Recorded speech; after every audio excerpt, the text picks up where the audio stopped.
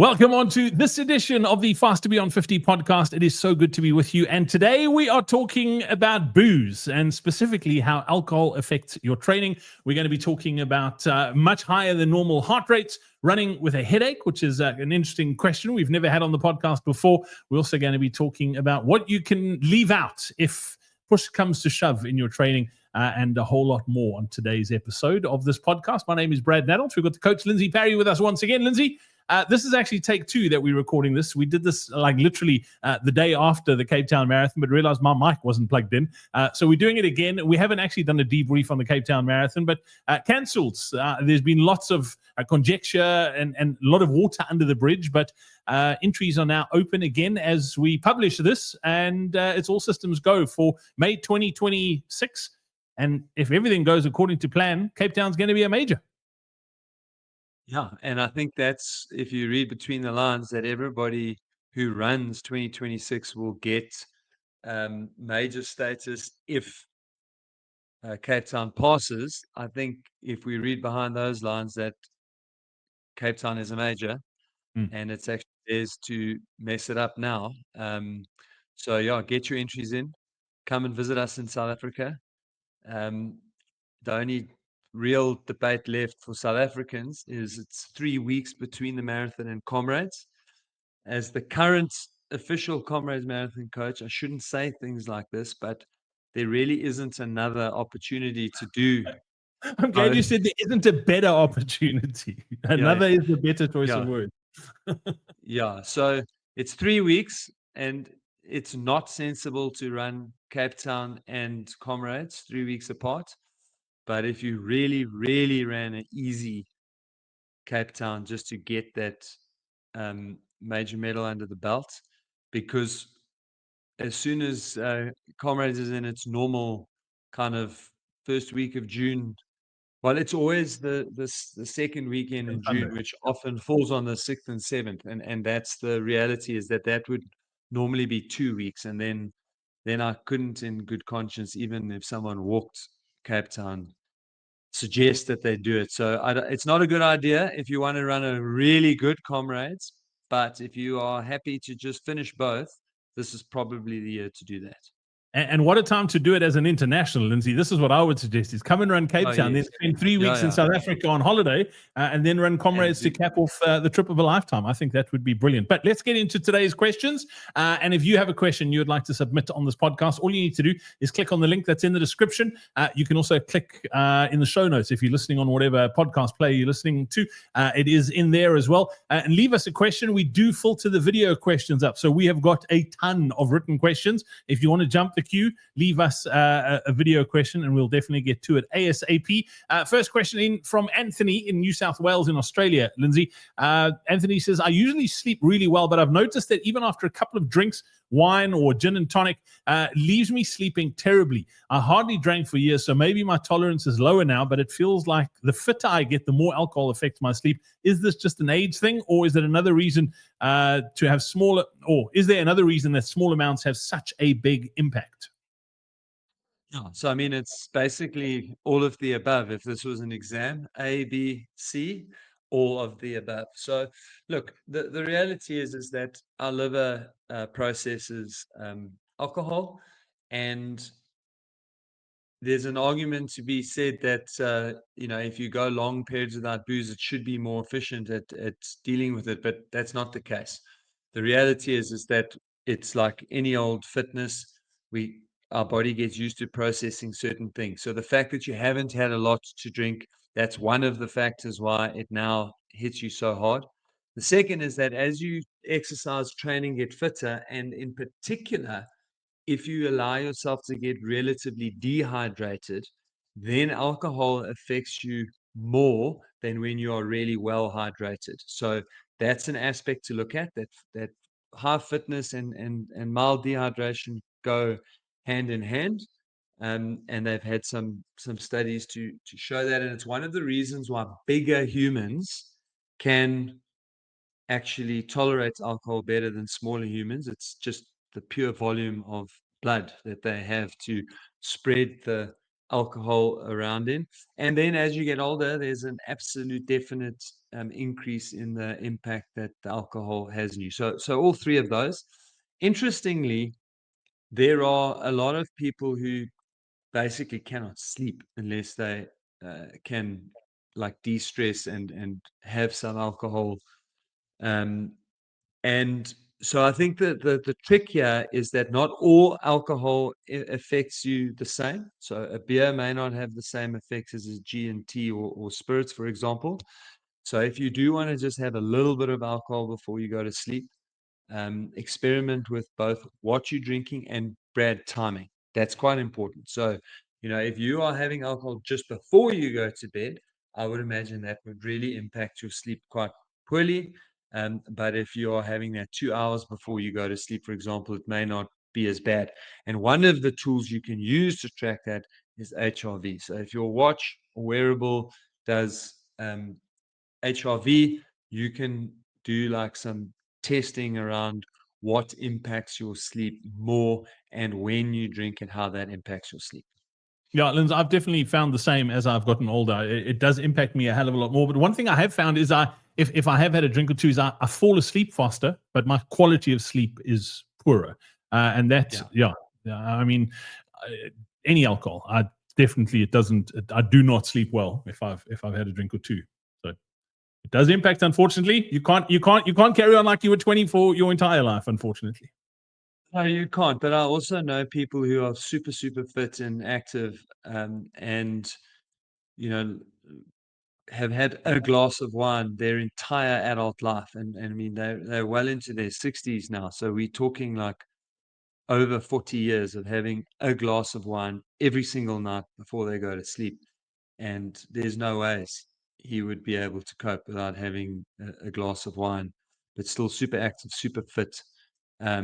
So yeah, that's why I say I think your timing and the quantity and what you drink will make a difference to different individuals.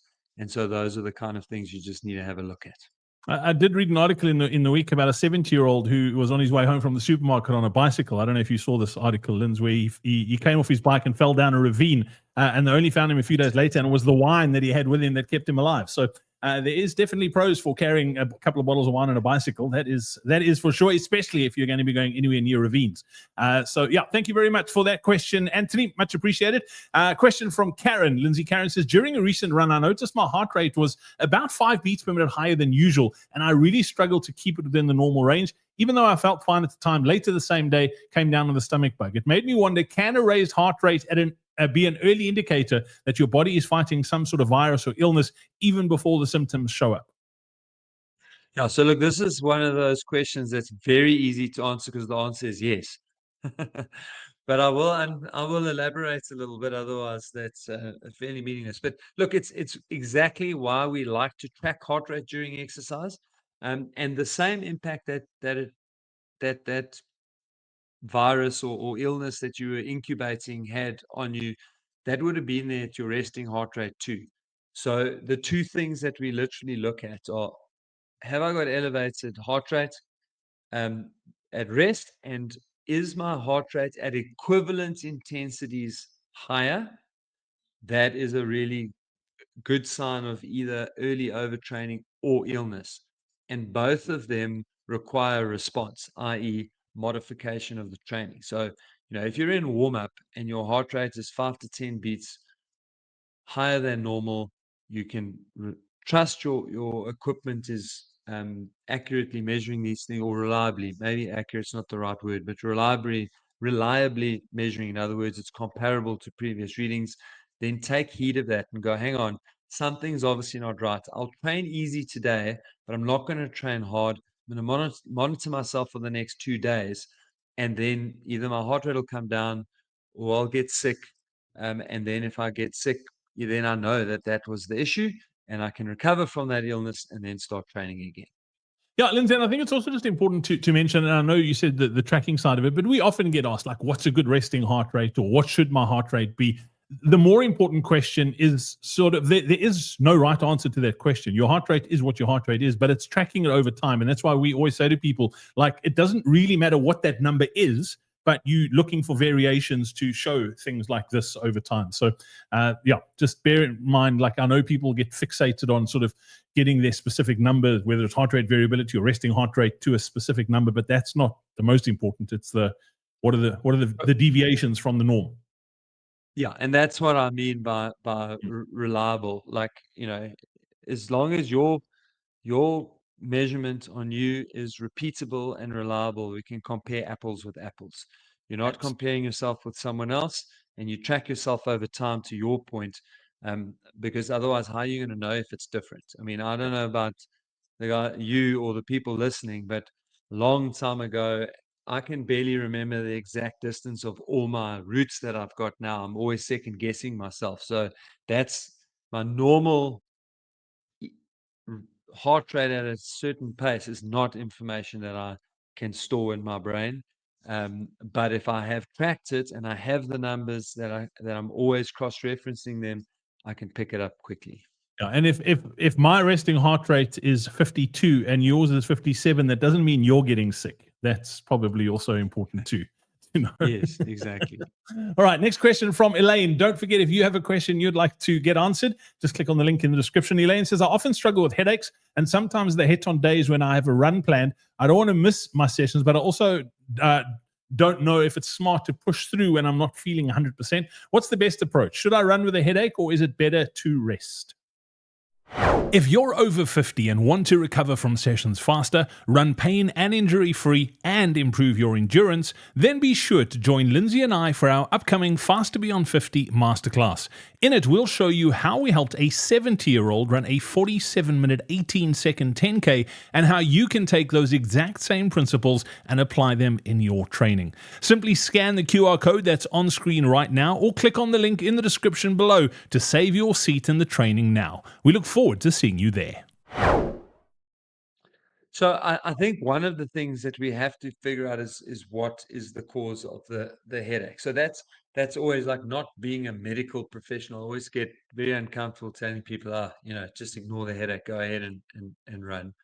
And I think it also depends on how often they happen. So if you're getting headaches on running days, maybe once or twice a month, well, then to me, it seems kind of unpleasant running with a headache. So I would just move that to another running day. Of course, if you're getting headaches pretty regularly, and so even shifting your days means that I could move my run to tomorrow, but I'm just going to get the headache tomorrow, then we want to kind of get some causality there. Now, if the causality is linked to hypertension, high blood pressure, or anything like that, then you absolutely don't want to run, because as soon as you start running, the blood pressure will go up. So that's the kind of stuff that I feel like needs an investigation, and chatting to a medical doctor. We want to make sure that there's no disease involved in the causing of the headache, and that there is no blood pressure linked to that headache. Otherwise, exercise is contraindicated during the headache. Of course, over the long term, if it's blood pressure issue, then exercise is indicated to bring your overall blood pressure down over time, but you're not going to exercise when your blood pressure is up. So you do want to go and have a look at things like that. What's causing it? Keep a bit of a diary. Are you having headaches in response to certain types of foods, certain types of activity, certain environmental conditions? And then we try to kind of arrange our life to minimize those conditions. But certainly in terms of deciding whether I should exercise or push through, I would look at the frequency of the headaches, because if they're infrequent, man, I would just move the run to another day. And then secondly, the actual cause, that you can chat to a doctor, make sure it's not hypertensive headache, which would just running will make it worse. Yeah, and then if you are moving, Lindsey, I think if you have access to like our platform, the Coach Parry Training Club, and you've got access to a team of coaches to help them or get them to help you shift around, because ideally, if you are moving an interval session, you don't want to do that the day before or the day after your long run, as an example. So just keeping the balance as best you can. with that training plan. And that's why having access to a team of coaches like we've got at Coach Parry is super helpful as well. Great question, Elaine. Thank you very much. Lindsey, question along similar-ish sort of lines, but this one from Rachel in New York. Rachel says, I'm a busy mom working full-time with long hours. I've set myself a goal to run my first 10K in 14 weeks. Up to now, I've only ever run 5Ks. I know there may be days when life gets in the way and I have to miss a session. If this happens, what type of sessions are the most important to prioritize, and which ones can I afford to skip without hurting my progress too much? So, look, that's such a good question. And because this is a first time, so this is the first time you're going to run a 10K, it's double what you have run up to this point in time. Your priority is to slowly build your way up to just being able to do the distance. And so that means that if your plan incorporates some sort of higher intensity training, I would not worry about that run. So that's the first run that would fall away. Obviously, as you go through this running journey, if your target is to improve your 5K time, then it might be a slightly different conversation where we would lose one of the shorter, easier runs and replace that with the high intensity. But for you in this moment where you are now, you would rejig your week so that you would lose that high intensity session. You would try to keep the long run. That's quite important. And particularly if you are missing a similar day all the time, then it should work quite well. Once you get to the point where you're kind of missing 2 to 3 days, like life is getting in the way, 2 to 3, then you have to be a little bit careful of prioritizing the long run, because then the jumps can get a little bit big. But if it's just a run here and there, prioritize the long run. So you'll lose the higher intensity session or the shortest run that you've got planned in your week. Yeah, Lindsey, I'm just going to add my 2 cents with you too. It's also looking at your schedule is probably, I know life does get in the way, and I'm not saying this isn't the case, but like something crops up with kids and you have to go to a doctor or something like that, that's understandable. But if in your training plan every single week you're missing your Tuesday interval run, as an example, because your child's got swimming, then it's like worthwhile shifting things around. So that's also probably the first thing to look at. If it's the same session every week you're missing, like figure out why you're missing it and then just work on the structure of your plan. Yeah, no, absolutely. So I think, and in that, as you mentioned earlier, in that scenario, that's where having a coach or someone to bounce it off, because then you can just restructure your week. But no, I got the feeling that for her, it was more like the emergency, get a call from school and you've got to go have a meeting with the headmaster or headmistress because one of your children poked another kid in the eye. And then sounds like you're speaking from experience, that's your day gone out the window.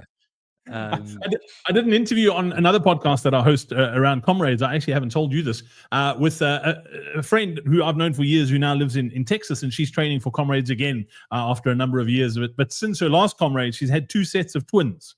And she lives, she's an expat South African who lives in Texas, and her husband's got a job that he's away from home quite a bit. And also, like, literally lastminute.com, he'll have to up and go. And she's running a marathon this coming weekend. And all of a sudden, her husband got called out and he needs to go to Sudan for the week. So she's now got, and the twins are 7 and 5. So she's got 4 kids under 7, basically single momming while her husband's working in Sudan. And she's trying to figure out how she's going to juggle babysitters. And the struggle is real. I tell you what, it is so hard. Sort of having to juggle family and getting runs in. So Rachel, we sympathize and we empathize, and if there's anything we can do to help, you know where to find us. CoachParry.com is where you can find us, and we'd love to have you training with us for that 10K and help you reach that goal. Lindsey, next question from James. James is in Scotland. He's 54. He says, I'm training for a marathon, but really struggle to set aside 2 to 3 hours at a time for my long runs. Would it be okay to split the long run over Saturday and Sunday instead? Or would that take away the benefits of doing those long runs all in one session? Yeah, so I don't like splitting them across days. Okay, so that's the first thing. There is clear research that shows that splitting your long runs up on the same day actually provides very similar physiological benefits to doing it all in one go. So you can absolutely split the run, but it doesn't quite work well, it doesn't work near as we want it to if you're splitting it across 2 days. So on the same day, split them further apart, and that's no issue. The one thing that I do like my clients to do, though, particularly when we're training for longer distances like half marathons and marathons, is to at least once a month have a long run that's done in one go. Because although the physiological and physical adaptations are very similar when we split those runs up, the sort of psychological benefits and the mental belief and the ability to test your nutrition and that sort of stuff, when you split your runs, is compromised. So that's why we do want some runs that are the whole long run done in one go. But certainly, if you've got to split these things up around family things and weekends away, whatever, splitting it into one run and 2 runs in one day, that absolutely works. And you're not allowed to do it if you get bored. Like, that's my biggest struggle in those long runs, Lindsey. I just get bored. I'm like, but I guess that's not a bad thing. You want to get bored before you get tired, I think, is probably the key to you 100% want to get bored before you want to get tired, but also there's an easy solution to the boredom, and that's to find people to run with who make you laugh, and then you never get bored. I try and avoid people while I'm running, Lindsey. That's my time to be by myself, but then I get bored by myself. So maybe that is the solution. Maybe I should get them to come run the second half of my long runs with me, so I can get some quiet time, and then when I need someone, there's someone there. I enjoy running up to an hour and a half. 2 hours isn't too bad, but beyond 2 hours, I need running buddies. Excellent. Well, thank you so much for listening to the Fast to Beyond 50 podcast. Don't forget, if you have a question you'd like answered, the link is in the description. You'll also find the link to our Fast to Beyond 50 master plan. If you are looking for some help with your training, we'd love to help out. We've got an online platform. We are helping thousands of runners over the age of 50 run pain and injury free. And the link is in the description as well. Definitely check that out. Lindsey, until next time, thanks for your time today. We'll catch up then. Pleasure, Brad. Cheers. Cheers, everyone.